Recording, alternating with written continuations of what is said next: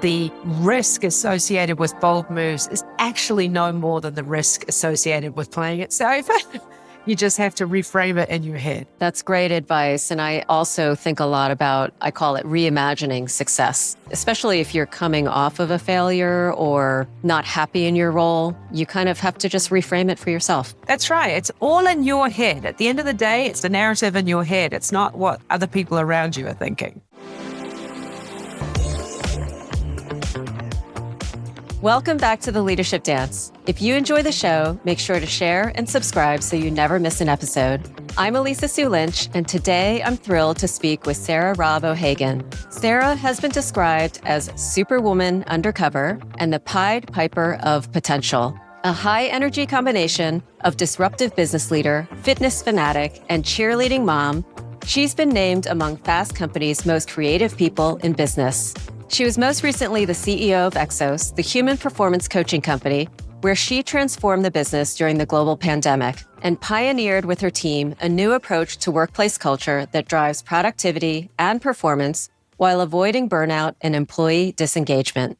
Prior to this, she led the turnaround and reinvention of Gatorade as its global president and has held leadership positions at Equinox, Nike, and Virgin, and currently serves on the board of JetBlue Airways and previously served on the board of Strava.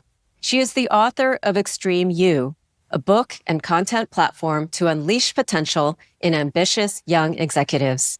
Sarah is a sought-after expert on business innovation and inspiring human performance.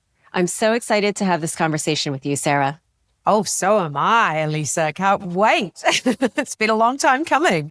Yeah, so tell us what your childhood was like. Where did you grow up? And are there any experiences you remember from your childhood that helped shape you? As you can tell from my accent, I actually am a very proud American, but I'm a Kiwi. So I call myself an Amerikiwi. I was born in New Zealand. Actually, I spent my first 10 years in London, but then really my teenage years in New Zealand, which is probably the most formative time. And it's funny, like there's two things I think significantly shaped me. One is that I come from the first country in the world to give women the vote. Not many people know that. And I do believe that really had just a cultural shaping on, just never occurred to me that I couldn't do anything I wanted to do, which is pretty awesome. But secondly, I come from a fairly high achieving family. I'm the youngest of four. And yet all through my high school years, I just constantly tried and failed at things, whether it was making it in the field hockey team, or I was desperate to get a speaking role in our high school production of Grease. I didn't even get to be in the chorus. I was like that bad. And I think every one of those failures really shaped me because I was so desperate to kind of prove myself and prove that I could be successful, and kept coming up against this but no, it's not working out. And somehow I think that gave me a grittiness to keep trying. Yeah. Did you play sports growing up?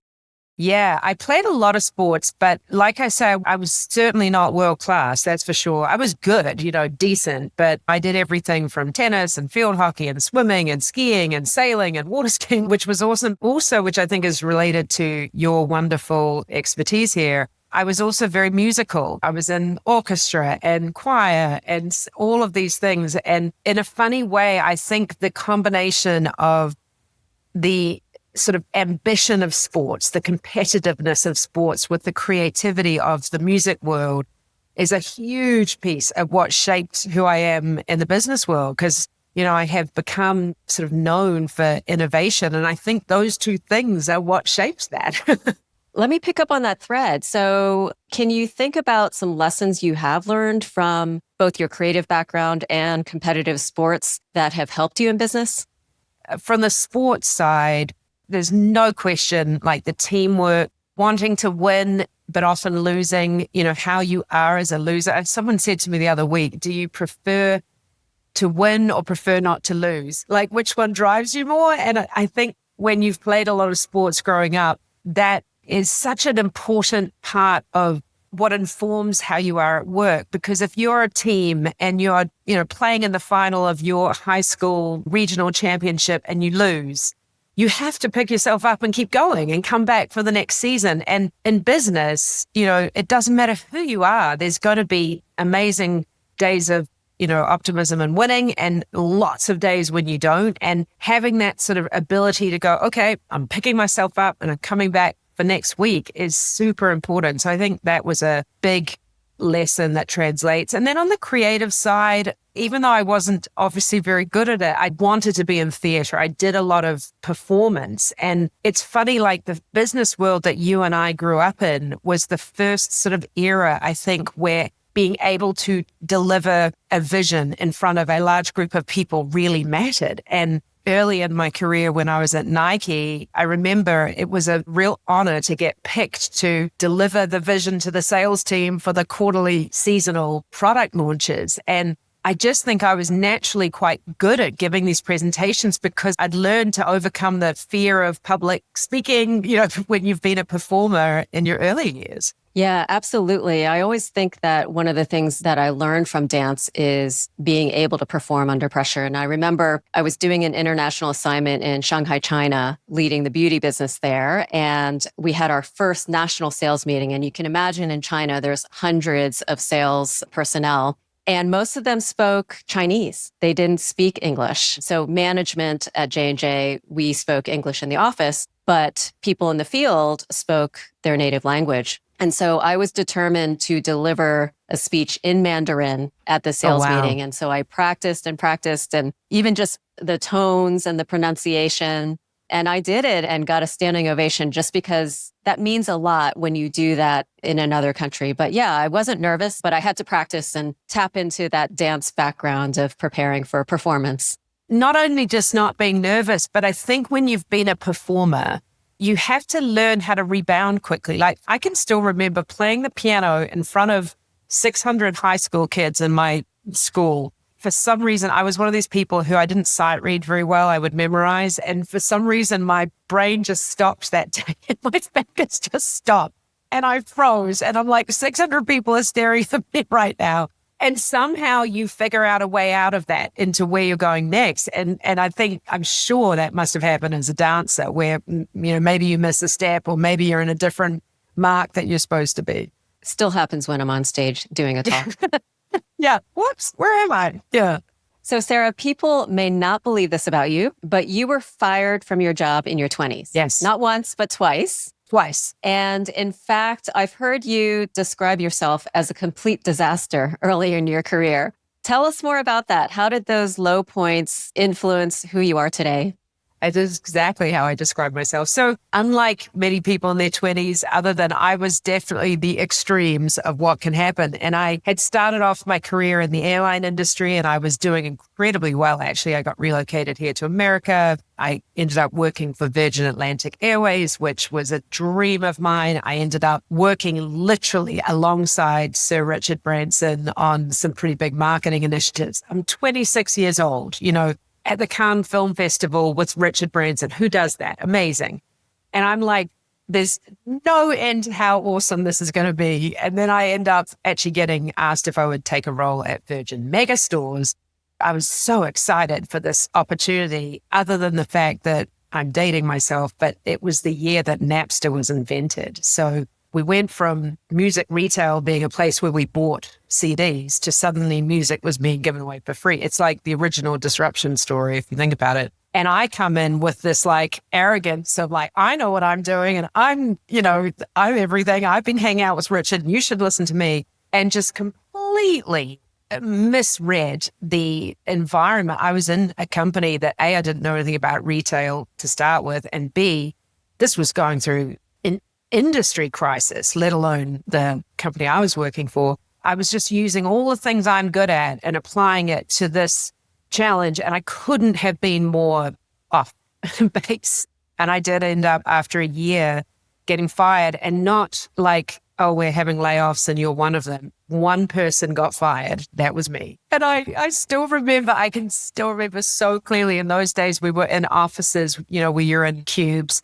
And literally everyone, as I'm walking out with the box, the walk of shame as you're getting escorted out the door, and all these little people popping their heads up over their cubes like little prairie dogs. And I'm like, oh, this is really happening and it's really mortifying. And then my next job I went on to, which was Atari, I actually got laid off, which I'll say is an improvement. But that again was just a situation where the business was struggling and I didn't understand the consumer, I didn't understand all of the above and just couldn't be effective. And I think both of those stories, like I share them because I was a complete disaster. And I remember mentally, emotionally, confidence-wise going, how do I ever come back from this? Like I couldn't believe I ever would. Yet I go out of my way interviewing to get my job at Nike, which happened sort of 9 months later. And I just think the huge dose of humility that you get from what I had just been through was so significant to helping me be quite successful in the end at Nike, because I just came in the door with shut your mouth, open your ears, figure out how you can add value to the group that is here. Don't come in like you have all the answers. And it was just one of the greatest lessons that stood me well right up to today. That's such a critical lesson. I'm sure it was painful at the time to learn, but it's so critical because when we do move into new situations, you don't know everything. And to assume that you do, that arrogance, as you talked about, can set us up for another failure. And, I have now come to look back with a bit more empathy, and partly from sort of my own research. I think a lot of us fall into the trap of you so badly want to prove yourself that your instinct is to say, I've got the answers. You hired me for a reason. I've got to show you. When in actual fact, most cultures first want to know that you understand them before you start opining on them. And I think it's a human instinct to want to do that. And I often find when I'm mentoring young people, it's like, do everything you can to shut off that instinct. You're going to be okay. You're known as a turnaround artist and successfully revitalized the businesses you led at Nike and Gatorade. Can you talk about some of the leadership skills that you learned to accomplish those turnarounds? It's funny, looking back now, there's a lot of things I wish I would have been a lot better at. Like I look back to Gatorade, I think I was 36, 37, that kind of age range when I started at Gatorade, which is a $5 billion global business. It was a huge mandate. And of course, I step into the beginning of the 2008-9 recession and the business is in free fall. And suddenly I'm going from what feels like a fun new job to a really significant crisis. And it's funny, I think what comes naturally to me from where we started this conversation is the ability to use my creative instincts to see where to take a business. That was kind of quite a natural strength for me. The much harder piece was how you bring people along to that level of change. And when I look back on it now, I remember I had a mentor about a year and a half into that journey. And he looked at me and he said, individual heroics are not going to get this job done, because I was that person that was just trying to, hold everything together. And actually, the greatest leaders, you have to have the vision, you have to have the confidence, you have to be pushing the team to a new place. But to the extent that you can sort of lead them from behind and really multiply your impact through really investing time and making sure others are pushing the agenda forward, you're going to be a lot more successful. So I would say now, yes, Gatorade was a massively successful story. It's a great business story. But I think now if I did it again, I would do it in a way that didn't burn out the human capital in the way that it did in those days. So you've shared with me before, talking about burnout, that you were burning the candle at both ends while you were working at Gatorade. Can you tell us more about what was going on in your life at that time? What made you realize that you had to change things? So I had just given birth to my third child 6 months into the journey at Gatorade. So not surprisingly, I attempted to go on maternity leave, and 2 weeks into it, this is when we had just launched all of the new changes we were making to Gatorade, and the business just went into free fall. And every rational piece of me was like, you've just had a baby, you're on maternity leave, you need to be on maternity leave. And every emotional piece of me was what we just talked about before. I haven't proven myself.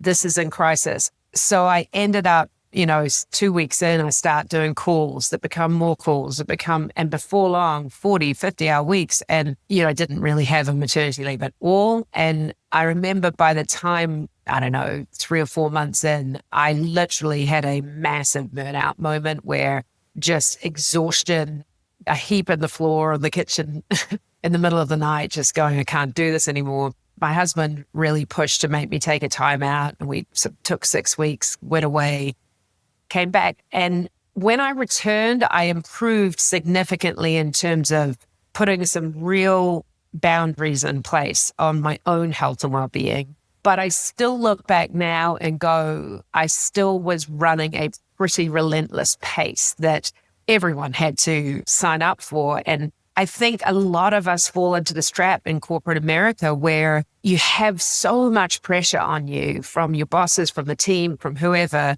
Enough is never, ever enough. I mean, I can remember several colleagues through that time.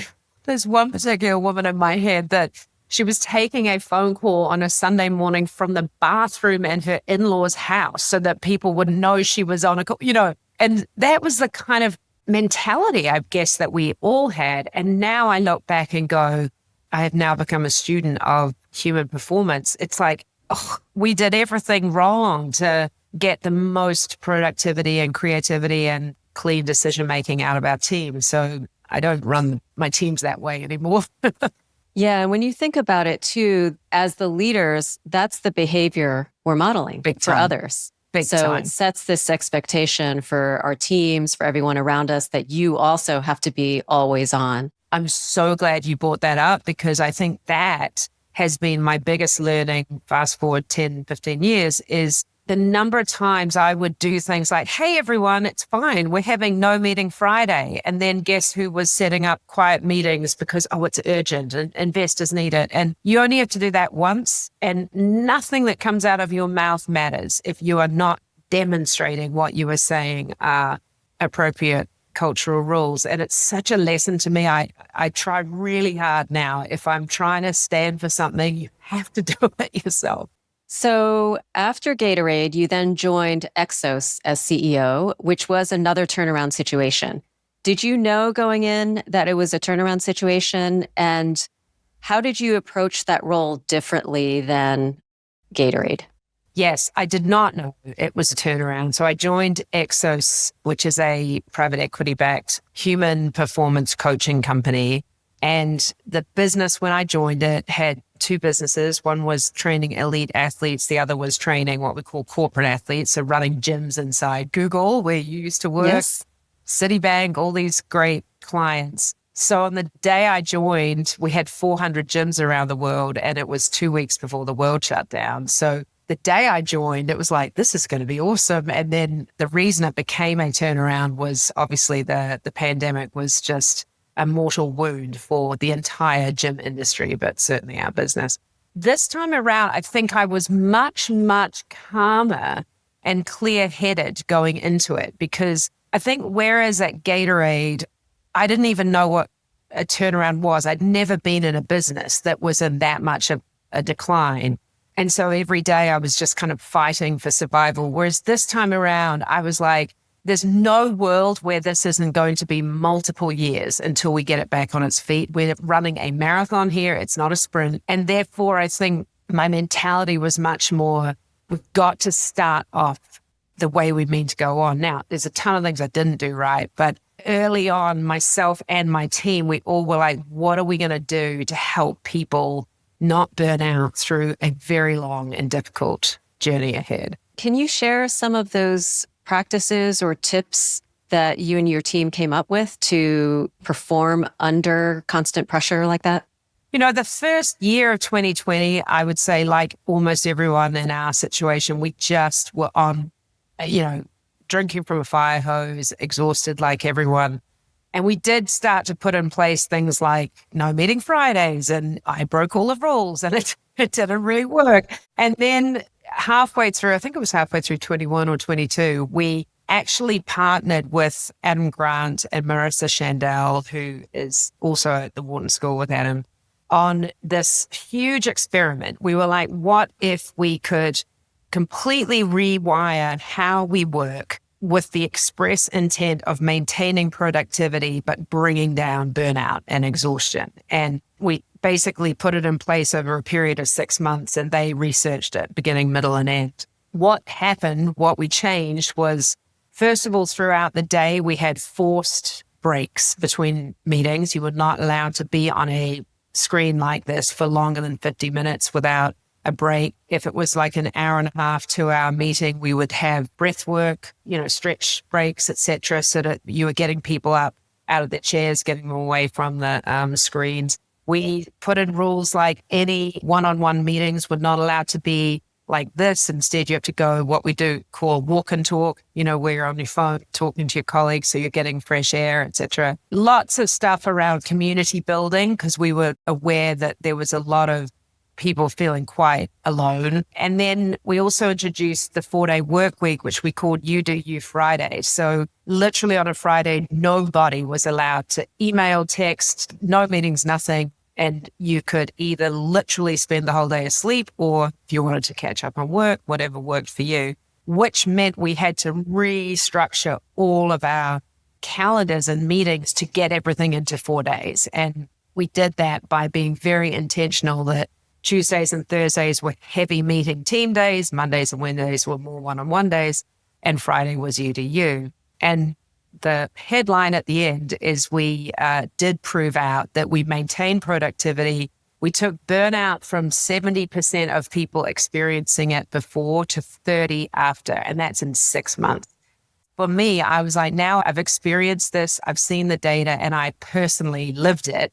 There's no other way. Like, I would not ever go back to the old way now. And I'm very, very adamant that it's like being a performer. I would love to hear what a dancer does to prepare, to perform, and to recover. That's what we have to do as executives, is really be intentional about preparation, performing, and recovery. I really like that. And you're absolutely right. As a dancer or professional athlete, you have to recover. You have to invest in recovery just as much as you do in the preparation and the performance. Right on. And it's like, when you think of it like that, none of us would ever expect a football player to play for 5 hours straight. None of us. And we would all go, thank goodness they're in the ice bath. Yet as executives, for some reason, we think 8 o'clock till midnight with very little boundaries or breaks in between seems to be just fine, Yeah, I love the intentionality that you put towards thinking about how to do that with your team, because during the pandemic, for sure, I found for me, I would just be on calls or on my computer all day long. Like, people lost boundaries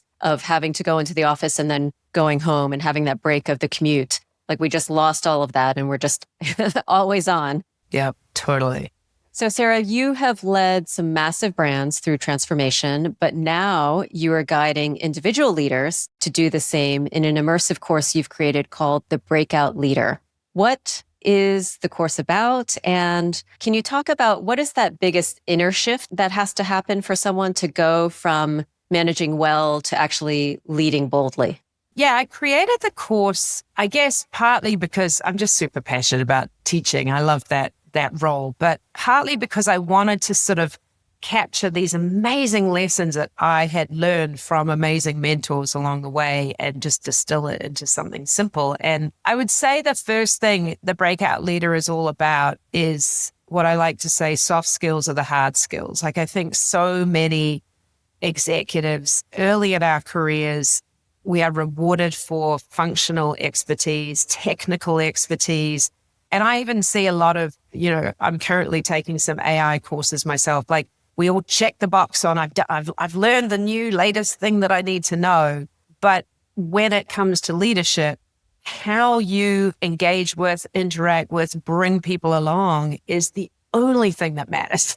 Yet early in our careers, it's not like anyone prepares us for that. You suddenly find yourself leading your first group. And I think back to Gatorade, if only I had known back in those days some of these basic things to help, the team I was working with come along. So the course is about that, like how you bring people along, how you get comfortable making bolder moves, like how you look into a marketplace and see something that can't exist, and then how do you bring others along to do it? And it's very immersive. Like I actually love teaching it because it's very sort of case study based and the students are spending a lot of time debating each other on how they would do certain things. So they're sort of learning in real time. And then of course, the end of the course, I do have a chapter or a module on human performance and recovery in the workplace and how you can manage not only your own energy, but the team you're working with.